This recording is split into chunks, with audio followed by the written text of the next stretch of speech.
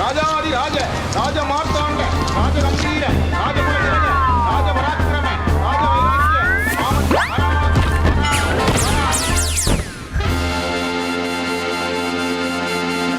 வணக்கம் மக்களே, இது நியூஸ் 18 தர்பார். நான் உங்க எழில்.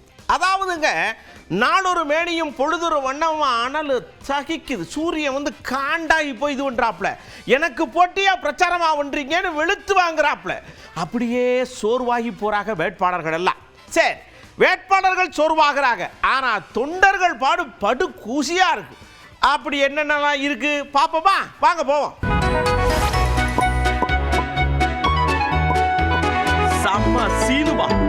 செம்ம சீனுமா கூட போறோம். மதுராந்தகம் தொகுதி வேட்பாளர் ஐயா, இன்னைக்கு மக்கள்கிட்ட வாக்கு கேட்க போனோம், மக்களெல்லாம் அங்க இருக்கணும், அதனால ஒரு கோமாதா பூஜையை போட்டு போனா என்ன அப்படின்னு யாரோ ஐடியா கொடுத்துருப்பாங்க. உங்களுக்கு சட்டக்குன்னு கூப்பிட்டு வச்சு வணக்கத்தை போட்டு ஓட்டு கேட்க போயிருக்காங்க.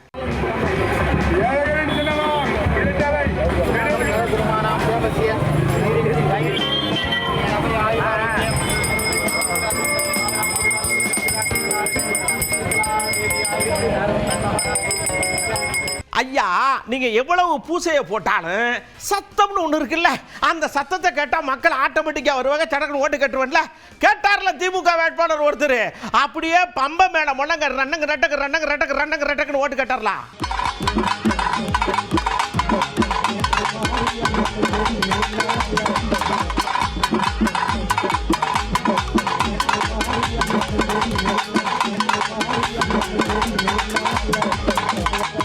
அப்படியே சாரட்டு வண்டியில வண்டி அப்படின்னு தாவேகா வேட்பாளர் வண்டி எடுத்து ஆறாவது ஓட்டு போடுங்க அப்படிங்கிற மாதிரி வாக்கு கேட்கிறாரு நாட்டாம கணக்கா.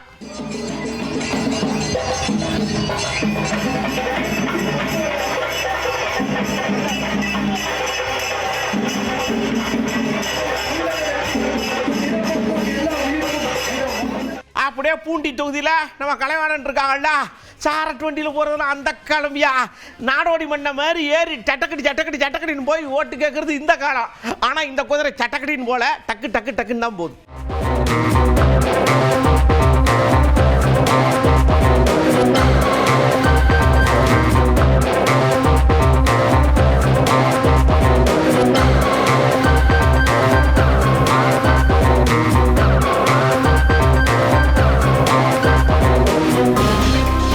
அப்படியே சடக்குனே நன்னிலம் தொகுதியில காமராஜையா போனார் ஓட்டு கேட்க.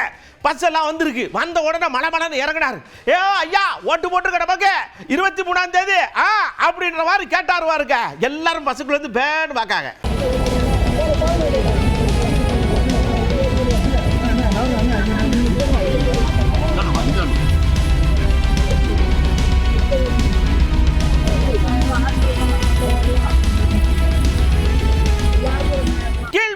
கார்த்திகாக்கா இவங்க நாம் தமிழர் சார்பாக நிக்காக ரொம்ப கருத்தா பேசக்கூடியவங்க. அவங்க சொல்றாங்க, என்னை நீங்க ஜெயிக்க வச்சிருங்க, அதுக்கப்புறம் கீழ்வேலூர மேல்வேலூர் வரைக்கும் கொண்டு போயிருவேன் அப்படின்னு பேசுதாங்க. எப்படி 89 ஊராட்சியிலும் இருக்கக்கூடிய நீர்நிலைகளை தூர்வாரிங்க, வாய்க்கால் வடிகால் ஒண்ணு சாக்கடை தேங்கக்கூடிய குப்பை தொட்டியா இருக்காது, எல்லாம் மாறிடும். நாகப்பட்டினத்துல புயல் வந்தது செய்தியா இருக்கும், நாகப்பட்டினத்துல வெள்ளம் இனிமேல் செய்தியா இருக்காது. வெள்ள வடிகால் எல்லாம் அப்படி சரியா வச்சிருப்பேன், கடற்கரை ஓரம் இருக்கக்கூடிய கழிமுகத்துல தூர்வாரி வச்சிருப்பேன், வெள்ளம் வர சற்று உள்ள போயிடும், அந்த அளவுக்கு சரியா வச்சிருப்பேன். இதனால என்ன ஆகும் அப்படின்னா, குடிக்கிறதுக்கு மக்கள் அன்றாடம் குடிக்கிறதுக்கு தேவையான நீர், சோறாக்க நீர், பாத்திர விளக்கு நீர், குளிக்க நீர் எல்லாமே கிடைக்கும், எல்லாமே கிடைக்கும். பாசனத்துக்கு நீர் கிடைக்கும், வாய்க்கால்கள்ல வடிகால்கள்ல தண்ணீர் போச்சுன்னா பாசனத்துக்கு நீர் கிடைக்கும். அதை நான் உறுதி செய்வேன், இதைத்தான் நான் செய்வேன். நான் எந்த வளர்ச்சி திட்டத்தையும் நான் கொடுக்கல. அருவா சுத்தியல் இருக்கும், ஆனா சுத்தியல் எதுக்குமே பயன்படாது. காரணம் என்ன, இந்த தொகுதி 200 ஆண்டுகள் பின்தங்கி தொகுதியாக இருக்கு, தொழிற்புரட்சி இல்லாத தொகுதியா இருக்கு. சுத்தியலுக்கு வேலை வரணும் அப்படின்னா கார்த்திகா இங்க உள்ள வரணும். தையூருக்கு போனாரு நம்ம சிந்தனை செல்வன் ஆச்சு, ஓட்டு கேட்க போன உடனே மக்கள்லாம் ஒண்ணுது ஆதாருக்கு வருங்க, அந்த கடையை மாத்திருங்க, ஓட்டு உங்களுக்கு தான், இல்லைன்னா ஓட்டு கிடையாதுட்டாங்க. இந்த இருக்க சடக்குன்னு மாத்திருவோங்களா அப்படிங்காரு.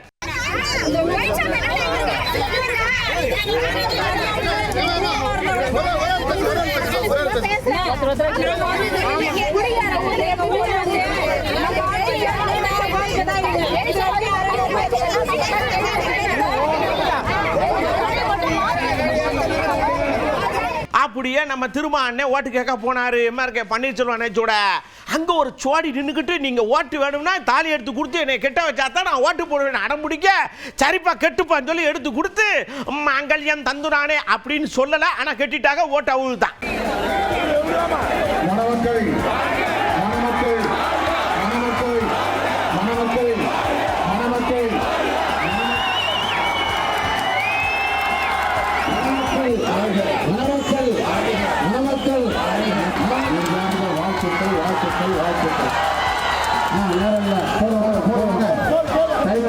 இப்படியே நேரம் கோழி பண்ணைக்குள்ள போனார்.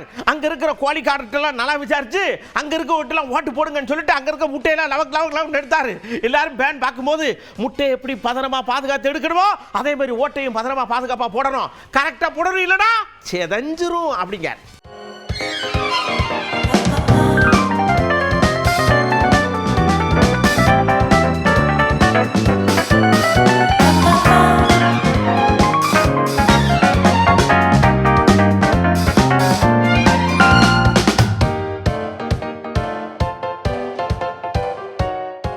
தன்னால வெயிலுக்குள்ள வேணா பிறந்த வெயிலுக்குள்ள ஓட்டுக்காட்டு போட்டுக்கிட்டு இருக்காங்க.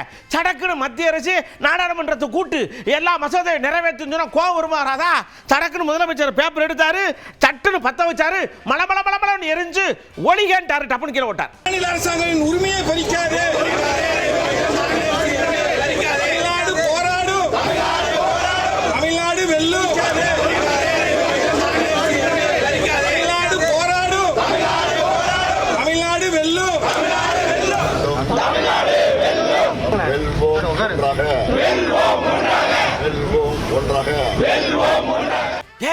முதல்வர் எரிச்சுட்டாரப்பா, நாமளும் எரிக்கலன்னு வச்சுக்கோங்க, அப்புறம் நாம சம்மதிச்சிட்டோம்னா இருமுடா. கூட்டணி கட்சி எல்லாம் கூப்பிட்டாங்க, கருப்பு சட்டியை போட்டாங்க, அவங்களும் ஆளுக்கு ஒரு பேப்பர் விட்டு எரிச்சு விட்டாங்களா, எதிர்ப்ப காட்டுறாங்க.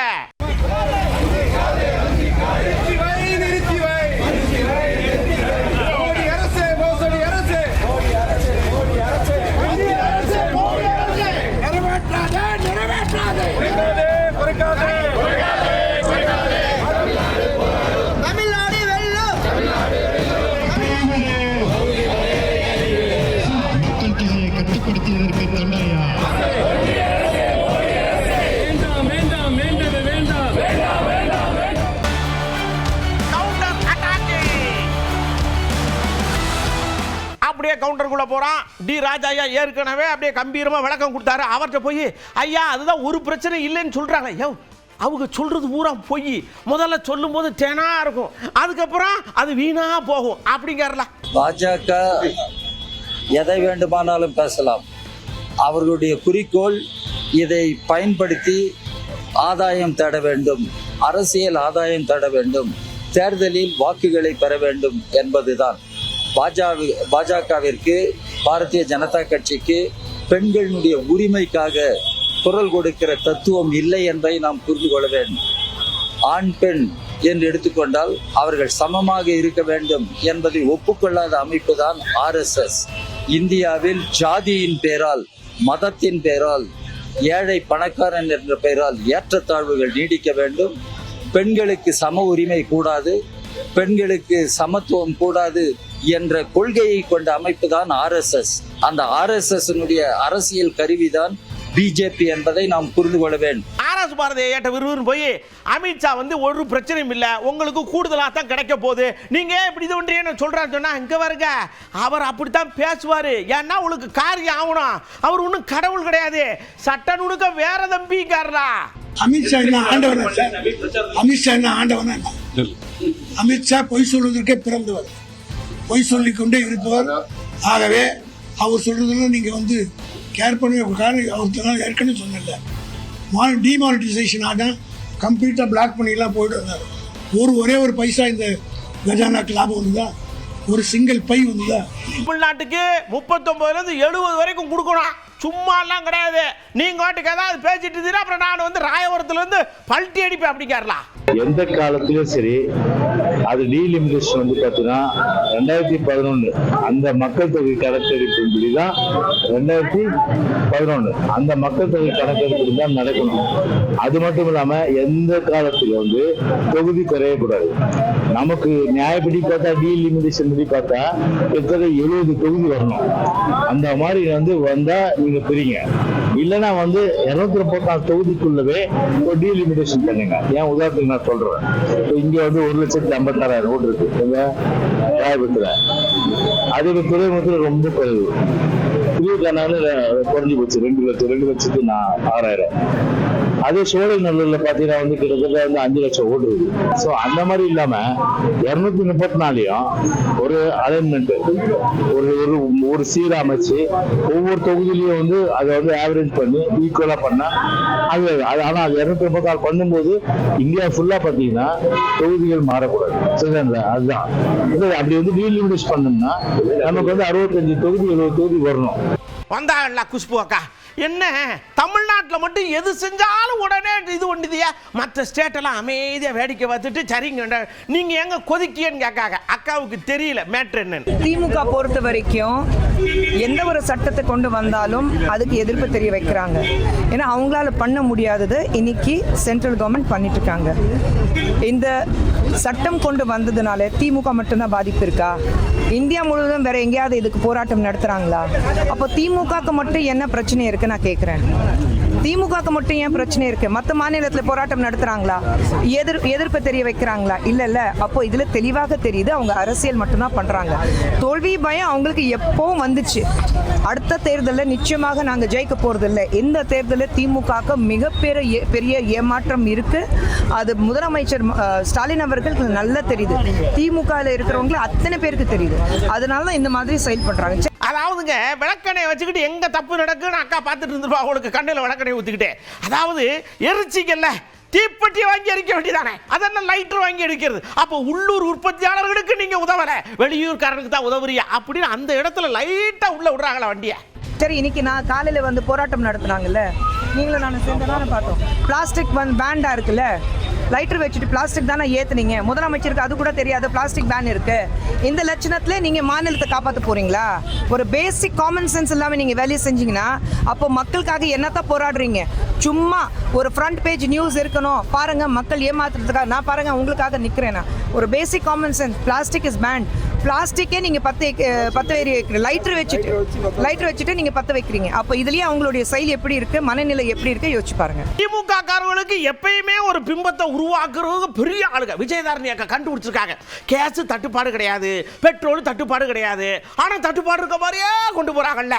ஆனா இதே மாதிரி தான் இங்கேயும் மசோதாவுக்கும் அப்படின்னு அக்கா கண்டுபிடிச்சிருக்காங்க.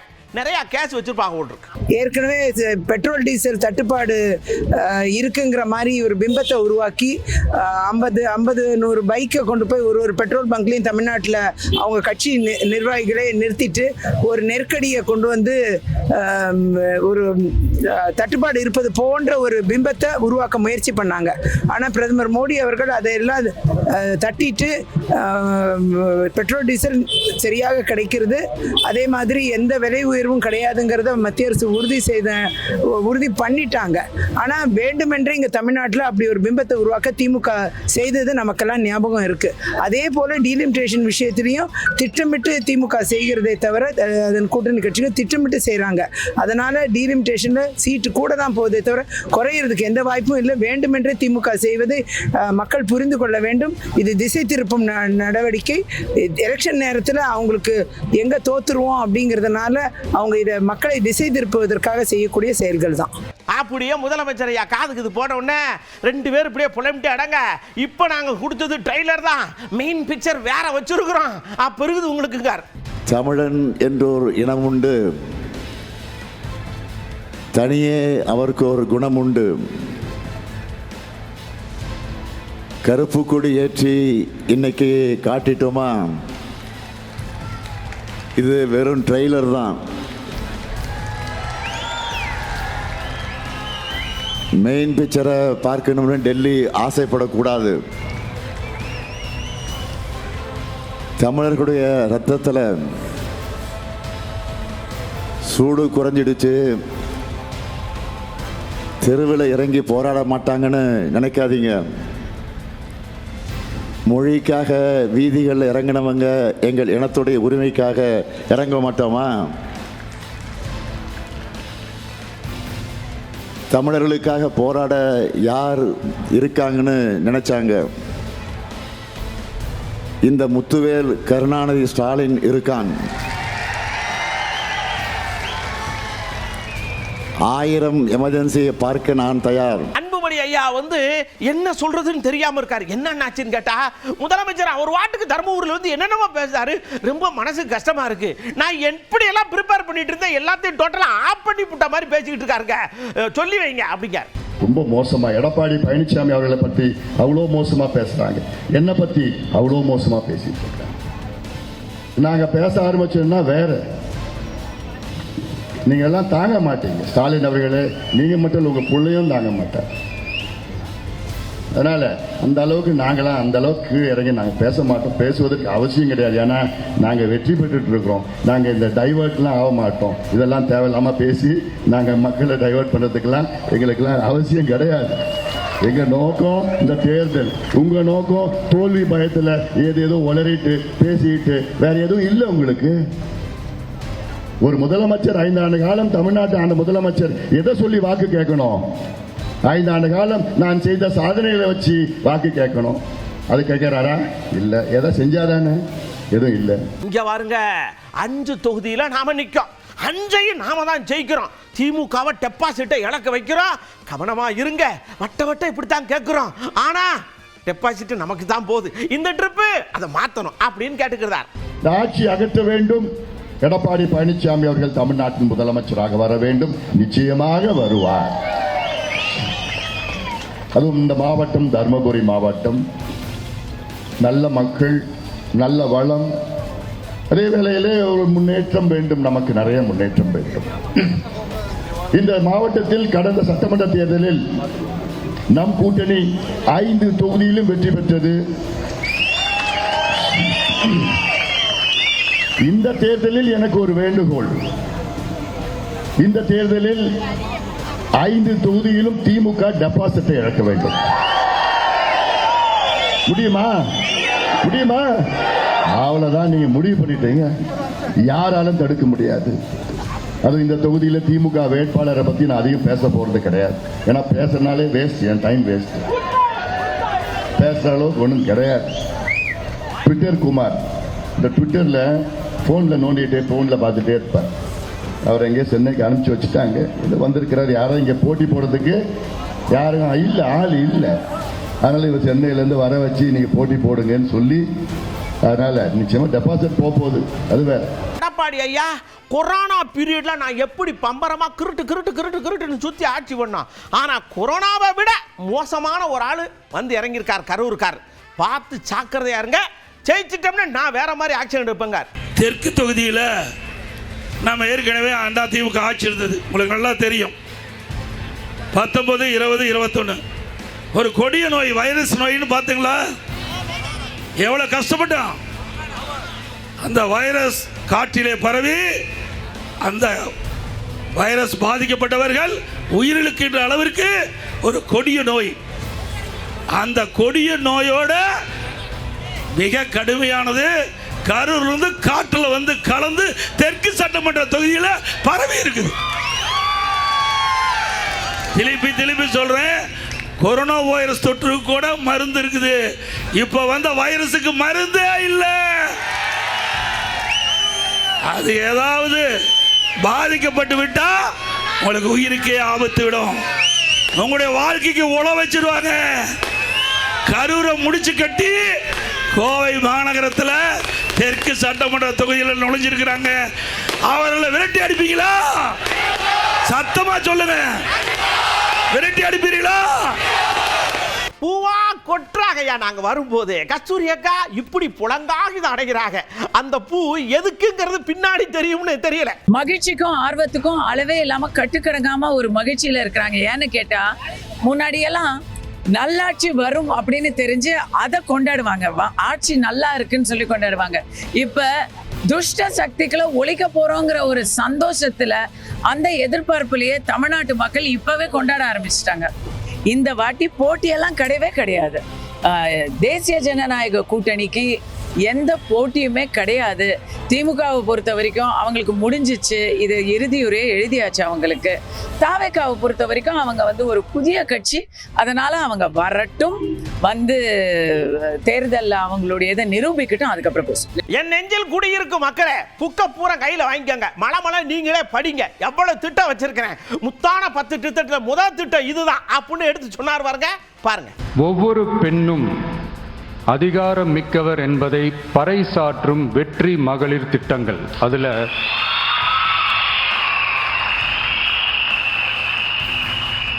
60 வயதிற்குள் உள்ள ஒவ்வொரு குடும்ப தலைவியின் வங்கி கணக்கிலும் நேரடியாக மாதம் 2500 ரூபாய். ஒவ்வொரு குடும்பத்திற்கும் ஆண்டுதோறும் 6 விலையில்லா கேஸ் சிலிண்டர்கள். ஏழை குடும்பங்களை சேர்ந்த ஒவ்வொரு மணப்பெண்ணுக்கும் திருமணத்திற்காக 1 சவரன் 8 கிராம் தங்கமும் மற்றும் ஒரு தரமான பட்டு சேலையும். 1ஆம் வகுப்பு முதல் 12ஆம் வகுப்பு அரசு அல்லது அரசு உதவி பெறும் பள்ளிகளில் படிக்கும் ஒவ்வொரு குழந்தையின் தாய் அல்லது பாதுகாவலருக்கு இடைநிற்றலை தவிர்ப்பதற்காக ஆண்டுக்கு ரூபாய் 15,000. இங்க பாருங்க, அதிமுகவும் திமுகவும் ஒருத்தர் கூடி பேசி தனித்தனியா பிரிண்ட் மட்டும் கொடுத்துருக்காங்க. நான் அப்படி கிடையாது. சொந்தமா ரூமுக்குள்ள உட்காந்து யோசிச்சு அச்சடிச்சு நானே கொடுத்துருக்கேன். பாத்துக்கோங்க மக்களேங்க. 2 பேரும் விட்ட தேர்தல் அறிக்கையை எடுத்து பாருங்க. ஏதாவது 1-2 பாயிண்ட் கொஞ்சம் ஒரே மாதிரி இருந்தா பரவாயில்ல. ஆனா அவங்க என்ன பண்ணி இருக்காங்க தெரியுமா? ஒருத்தர் 10,000 கொடுத்தா இன்னொருத்தர் 8,000க்கு கூப்பன் கொடுக்கிறாரு. ஒருத்தர் ஃப்ரிட்ஜ் கொடுத்தா இன்னொருத்தர் ஃப்ரிட்ஜ் வாங்க டோக்கன் கொடுக்கிறாரு. 2 பேருமே மீனவர்களுக்கு 12,000 ரூபாய் கொடுக்குறாங்க. 2 பேருமே பெண்களுக்கு 2,000 ரூபாய் கொடுக்குறாங்க. இப்படி 2 பேரும் ஒரே தேர்தல் அறிக்கையை பேரை மாற்றி கலரை மாற்றி தந்திருக்கிறாங்க. இவங்க 2 பேரும் வேற வேற இல்லை, ஒரு குடையின் கீழ் இருக்க கொள்கை கூட்டம்தான். ஆனால் இந்த 2 ஊழல் கூட்டம் மாதிரியெல்லாம் நாம் ஏமாற்றவே மாட்டோம். நமக்கு மக்கள் தான் முக்கியம், அவங்க மனசு தான் முக்கியம், அவங்க வாழ்க்கை தான் முக்கியம். ஐயா, 1 இல்ல 2 இல்ல 100% என்ன நம்புங்க. எவ்வளவு வழி இருந்தாலும் உங்களுக்காக வந்திருக்கேன்ல அப்படிங்கிறலாம் நம்ம அண்ணன் விஜய் அண்ணன். இந்த விஜய நீங்க 100% நம்பலாம்.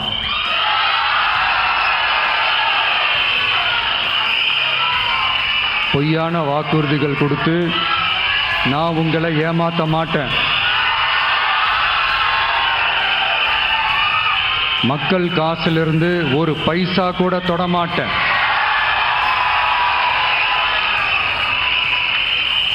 நான் ஏற்கனவே சொன்னது தான் இங்கே நான் மறுபடியும் ரிப்பீட் பண்ணுறேன். நம்மளுடைய வேட்பாளர்களும் நானும் வேறு வேறு இல்லை. நம்ம வீட்டில் இருக்கிற ஒருத்தர், நம்ம குடும்பத்தை சேர்ந்த ஒருத்தரை தான், நம்ம குடும்பத்திலிருந்து ஒருத்தரை தான் நம்ம வேட்பாளர்களாக நான் செலக்ட் பண்ணியிருக்கிறேன். நம்ம வேட்பாளர்களுக்கு நீங்கள் ஓட்டு போடுறது நமக்கு நாமே ஓட்டு போட்டுக்கிற மாதிரி. நம்ம வேட்பாளர் ஜெயிச்சா நாம ஜெயிச்ச மாதிரி. அதனால தயவு செஞ்சு விசில் சின்னத்துக்கு ஓட்டு போடுங்க. சவால் விடுறையா எந்த அரசியல் கட்சிக்காவது இந்த பக்கம் லேடிஸ் இந்த பக்கம் ஜென்ஸ் நடுவில் மட்டும் அண்ணன் நிற்பேன். அதே மாதிரி உங்களால் முடியுமா? என்ன பேசுறீங்க நீங்கெல்லாம் அப்படின்னு காலர் தூக்கி விடுறாரு நம்ம செந்தமிழர் அண்ணன் சீமான் அண்ணாச்சி. இதில் எந்த கட்சி சரிவாதி பெண்களுக்கு தொடர்ந்து வாய்ப்பளித்து வருகிறது? ஒரு கட்சி சொல்லுங்கள். ஒரு கட்சி, எந்த கட்சி? ஒரே ஒரு கட்சி சொல்லுங்கள். யார்? பிறகு இப்போதுதான் பாராளுமன்றத்தில் 33 விழுக்காடு இடஒதுக்கீட்டுக்கு தீர்மானம் நிறைவேற்ற போறார்கள், பேச போகிறார்கள். நீங்கள் எதற்காக சிவனை வழிபடுகிறீர்கள்? சரிவாதி பெண்களுக்கு இடம் மறுக்கிற தரம் மறுக்கிற நீங்கள் சிவனை வழிபடுகிற அருகதையை எப்படி பெறுகிறீர்கள்? எதற்காக வழிபடுகிறீர்கள்? எதற்காக? அன்று சிவன் கொடுத்தான், இன்று அவன் மகன் சீமான் கொடுக்கிறான் இந்த மண்ணில். வேற எவன் கொடுத்தான்? பெண்கள் எல்லாம் எனக்கு ஓட்டு போட்டு விடுவார்கள் என்று கொடுக்கிறோமா? இல்லை, எங்கள் பிறவி கடமை செய்கிறோம்.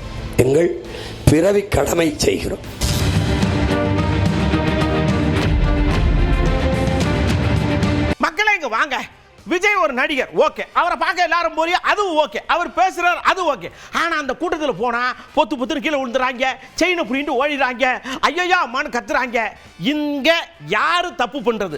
ரசிகர்களா இல்ல விஜயை கூட்டு வர ஆட்களா? சொல்லுங்கன்னா சட்டுன்னு பதில் வருது. அங்க என்னோட பொருள்களை நான் தான் பாதுகாப்பா வச்சுக்கணும். அப்படி பாதுகாப்பு இல்லாத ஒரு இடத்துக்கு போறதே தவறு. என்ன செய்ய முடியுங்க? நம்ம பொருளை காணடிச்சுட்டு அடுத்தவங்களை போய் நம்ம கேட்டா போலீஸ்காரங்க வாங்கி கொடுப்பாங்களா இல்ல பொதுமக்கள் வாங்கி கொடுக்குமா?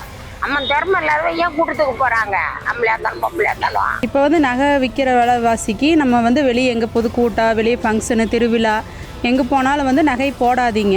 அதுக்கு பதிலாக கவரிங் போட்டுக்கோங்க, இல்லை சும்மா பாசியாட்டம் வாங்கி போட்டுக்குங்க. நம்ம சொந்தக்காரங்க வீட்டுக்கு போனால் காதுகுத்து ஏதோ ஒரு ஃபங்க்ஷன்னா போட்டு போகலாம். நம்மளை முதல்ல சேஃப்டியாக பார்க்கணுமில்ல. முந்தா நாள் விஜய் கூட்டத்தில் 5 பவுன் நகையை தொலைச்சிட்டாங்க. அதுமாரி நகை கவரிங் நகை போட்டு போகலாம், இல்லைன்னா நகையே எல்லாமே போகலாம். காஸ்ட்லியான நகையை எடுத்துகிட்டு போகிறதோ, சின்ன குழந்தைங்களை இட்டு போகிறதோ, வயசானவங்களை இட்டு போகிறதோ, உடம்பு முடியாதவங்க போகிறதோ தவிர்த்துக்கணும். நாம தான் தவிர்த்துக்கணும். பொதுக்கூட்டங்களுக்கு பெண்கள் வரும்பொழுது யாரும் நகை அணிந்து வர வேண்டாம். அப்படி வரும்பொழுது அவர்கள் சுடிதாரோ இல்லை காலர் சுடிதாரோ இல்லை காலர் நெப்பைத்து ப்ளவுஸோ அணிந்து கொண்டு நகையை மறைத்து கொண்டு வரோம். தற்கூரி பசங்க உள்ளே புகுந்து நகை திருடுறது, பெண்கள்கிட்ட சீமிஷம் பண்ணுறது, இப்படியான செயல்களை செய்கிறாங்க. மக்கள் தான் தங்களோட நகையை பார்த்து வச்சுக்கணுமே தவிர அதுக்கும் எந்த ஒரு சம்மந்தமும் கிடையாது. பொதுக்கூட்டத்துக்கு யார் நல்லவங்களும் வருவாங்க, கெட்டவங்களும் வருவாங்க. இதை நம்ம இதை இது பண்ண முடியாது. யார்கிட்ட போய் கேட்பீங்க அவ்வளோ கூட்டத்தில்? அதுக்கு யாரை பொறுப்பு சொல்ல முடியும்? ஏற்கனவே காவல்துறை தேர்தல் கமிஷனால் வேலை செய்து ஒவ்வொரு பணியாக செயல்பட்டு கொண்டிருக்காங்க. காவல்துறை முதவே பெரிய பணிச்சுமையோடு இருக்குது. ஒவ்வொரு பெண்களோட கழுத்துக்காக போய் காவலுக்கு நிற்க முடியும்? காவல்துறை மீது குற்றம் சொல்வது சரியல்ல. நாம் தான் நம்ம பாதுகாத்து கொள்ள வேண்டும். இதுக்கு எல்லாமே காரணம் நம்மளோட கவனக்குறைவு தான். இதில் எந்த தலைவர் நீ கூட்டம் வச்சா அப்படி நம்ம யாருமே பழி சொல்ல முடியாது. பொதுக்கூட்டங்களுக்கும் திருவிழா கூட்டங்களுக்கும் விலை உயர்ந்த பொருட்களை கையில் கொண்டு போவது, கழுத்தில் அணிந்து கொண்டு போவது அப்படிங்கிறதையெல்லாம் தவிர்த்தால் நல்லது. இதுவரைக்கும் அனல் பறக்கக்கூடிய தேர்தல் பிரச்சாரத்தில் அப்படியே உங்களை சேர்த்து கூட்டு போனவா. அடுத்து இதே மாதிரி ஏகப்பட்ட விஷயத்தோட நாம உங்களை சந்திக்கிறோம். அதுவரை உங்களிடமிருந்து அன்போடு விடைபெற்றுக் கொள்வது உங்கள் அன்பு நண்பன் எழில். மறக்காம 23ஆம் தேதி போய் ஓட்டு போட்டுருங்க. 100% வாக்குப்பதிவு முக்கியம்.